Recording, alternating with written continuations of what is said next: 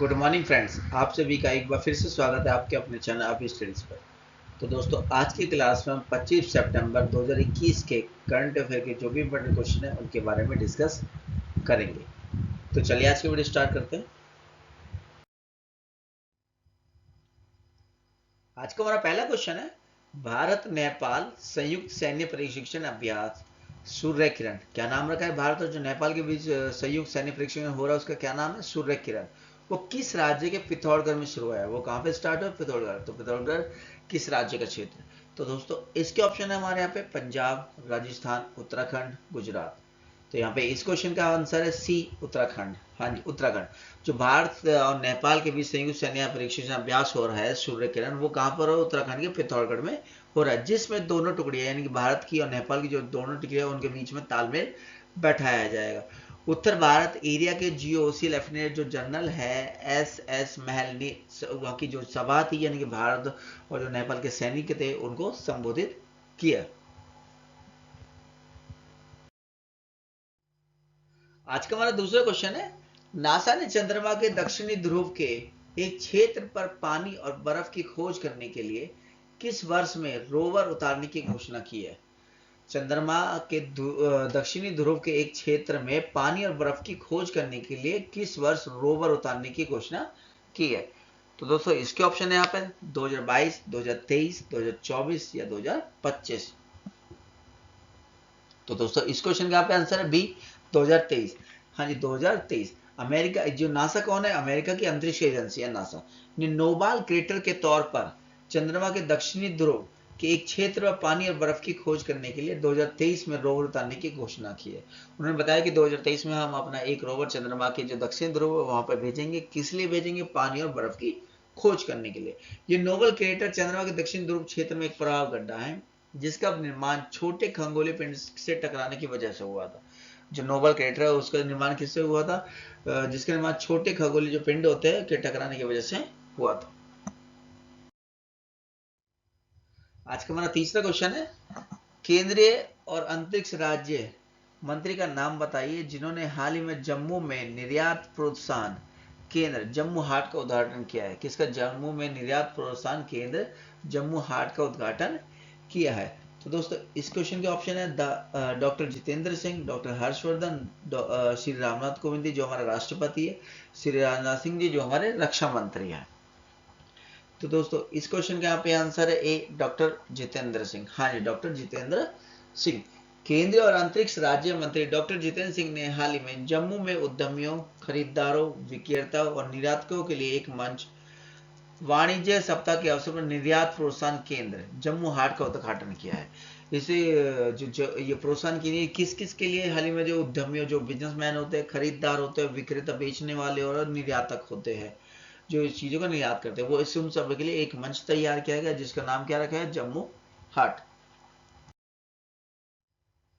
आज का हमारा चौथा क्वेश्चन है, निम्न में से किस ऑर्गेनाइजेशन ने भारत में इलेक्ट्रॉनिक वाहनों के लिए अपना स्वदेशी चार्जर विकसित किया? अपना स्वदेशी चार्जर विकसित किया। तो दोस्तों, इस क्वेश्चन के यहाँ पे ऑप्शन है होंडा, हीरो या automotive research association of India, Hyundai corporation. तो दोस्तों, इस क्वेश्चन का यहाँ पे आंसर है C, automotive research association of India. हाँ जी, automotive research association of India ने देश में ईवी परिस्थिति तंत्र को बढ़ावा देने के उद्देश्य से, ईवी मतलब इलेक्ट्रॉनिक व्हीकल को परिस्थिति तंत्र को बढ़ावा देने के उद्देश्य से इलेक्ट्रॉनिक वाहनों के लिए अपना स्वदेशी चार्जर विकसित किया।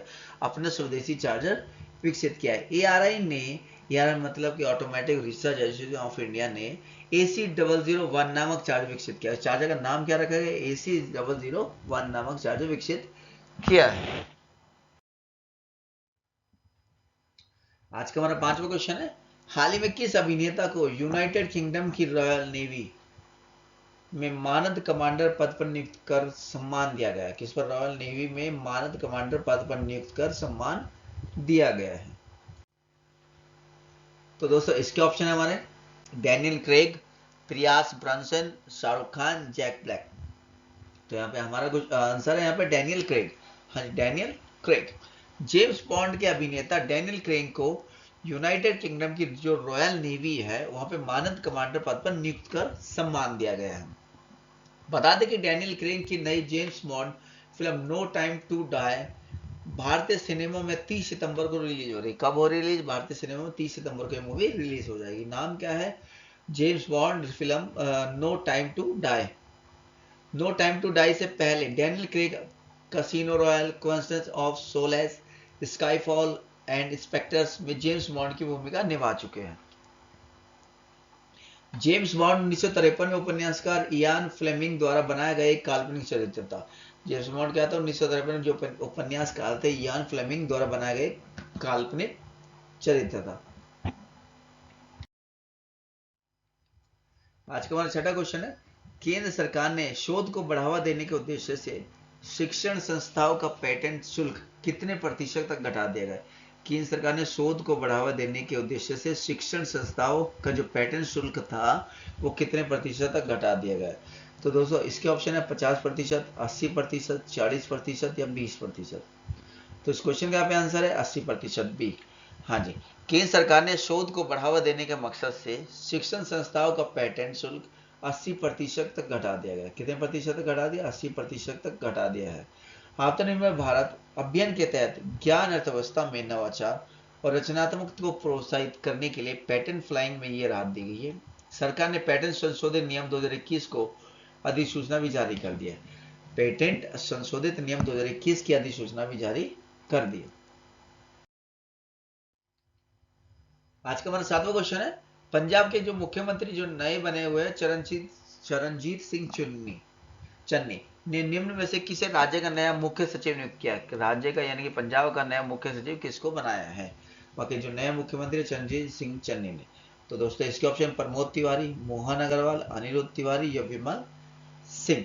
तो इस क्वेश्चन का यहाँ पे आंसर है अनिरुद्ध तिवारी। हाँ जी, अनिरुद्ध तिवारी। पंजाब के मुख्यमंत्री चरणजीत सिंह चन्नी ने 1990 बैच के IAS अधिकारी अनिरुद्ध तिवारी को अपना मुख्य सचिव नियुक्त किया है। इससे पहले Anirudh Tiwari Department of Agriculture and Farmers Welfare and Food Processing में एडिशनल चीफ सेक्रेटरी के पद पर काम कर रहे थे। अनिरुद्ध तिवारी को विन्नी महाजन की जगह मुख्य सचिव बनाया गया। इससे पहले कौन थे वहां पे मुख्य सचिव पंजाब के? विन्नी महाजन। अब किस विन्नी महाजन की जगह कौन लेंगे? अनिरुद्ध तिवारी। पंजाब के मुख्यमंत्री कौन है? चरणजीत सिंह जी, जो अभी लेटेस्ट में ही बने। इससे पहले अमरिंदर सिंह थे, उन्होंने अपने पद से इस्तीफा दे दिया था। इस्तीफा देने के बाद अब नया मुख्यमंत्री कौन बन गए थे? चरणजीत सिंह चन्नी जी। आज का हमारा आठवां क्वेश्चन है, राष्ट्रीय लघु उद्योग निगम लिमिटेड के अध्यक्ष सह प्रबंध निदेशक CMD के पद पर निम्न में से किसे नियुक्त किया गया है? तो दोस्तों इसके ऑप्शन है संजय अग्रवाल, राहुल सचदेवा, मोहन अग्रवाल, अलका नागिया अरोड़ा। तो दोस्तों इस क्वेश्चन का आंसर है डी, अलका नागिया अरोड़ा। अलका नागिया अरोड़ा। हाँ जी, अलका नागिया अरोड़ा ने राष्ट्रीय लघु उद्योग निगम लिमिटेड की अध्यक्ष सह प्रबंधक CMD के पद का अतिरिक्त प्रभार ग्रहण किया। वे सूक्ष्म लघु एवं मध्यम उद्यम MSME मंत्रालय के संयुक्त सचिव के रूप में कार्यरत है। वह सूक्ष्म लघु और मध्यम उद्यम यानी कि MSME मंत्रालय के तहत एक ISO 9001-2015 प्रमाणित भारत सरकार का उपक्रम है। यह देश में सूक्ष्म लघु और मध्यम उद्योग के विकास को बढ़ावा देने, सहायता देने और बढ़ावा देने के लिए काम कर रहा है। आज का हमारा 9वां क्वेश्चन है, हाल ही में किस राज्य के काजा में दुनिया के सबसे ऊंचे इलेक्ट्रॉनिक वाहन चार्जिंग स्टेशन का उद्घाटन किया गया? दुनिया के सबसे ऊंचे इलेक्ट्रॉनिक वाहन चार्जिंग स्टेशन का उद्घाटन किया गया। तो दोस्तों इसके ऑप्शन मध्य प्रदेश, हिमाचल प्रदेश, उत्तर प्रदेश या अरुणाचल प्रदेश। इस क्वेश्चन का आंसर है बी, हिमाचल प्रदेश। हाँ जी, हिमाचल प्रदेश।